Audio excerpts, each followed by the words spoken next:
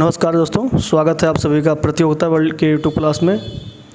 मैं शुभम सिंह आप सभी का हार्दिक स्वागत करता हूं। क्या आप सभी को पोटेंशियल जीडीपी के बारे में नॉलेज है? पोटेंशियल जीडीपी और जीडीपी में क्या अंतर होता है, क्या आप सभी को पता है?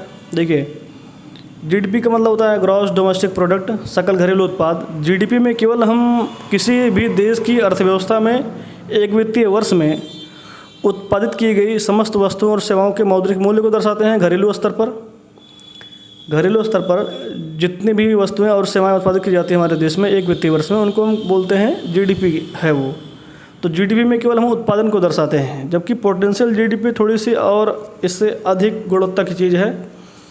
पोटेंशियल जीडीपी में किसी भी देश की अर्थव्यवस्था में एक वित्तीय वर्ष में जब सामान्य स्थिति हो, मतलब कोई प्राकृतिक आपदा या महामारी की समस्या ना हो, उस समय उस देश की अर्थव्यवस्था में उत्पादन करने की क्षमता कितनी है और उस देश में जितने भी रिसोर्सेज हैं, भौतिक संसाधन हैं, प्राकृतिक संसाधन हैं, उनका उत्तम प्रयोग कितना अच्छे तरीके से हो पा रहा है, ऑप्टिमम यूटिलाइजेशन हो पा रहा है कि नहीं हो पा रहा है।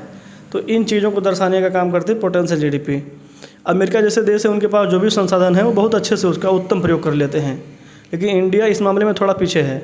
हमारे पास संसाधन हैं, पर्याप्त तो नहीं कह सकते हैं, पर हमारे पास संसाधन काफ़ी हैं, लेकिन उनका हम उत्तम प्रयोग नहीं कर पा रहे हैं, ऑप्टिमम यूटिलाइजेशन नहीं कर पा रहे हैं। इसीलिए हम लोग विकासशील देश की कैटेगरी में हैं और अमेरिका विकसित देश की कैटेगरी में है।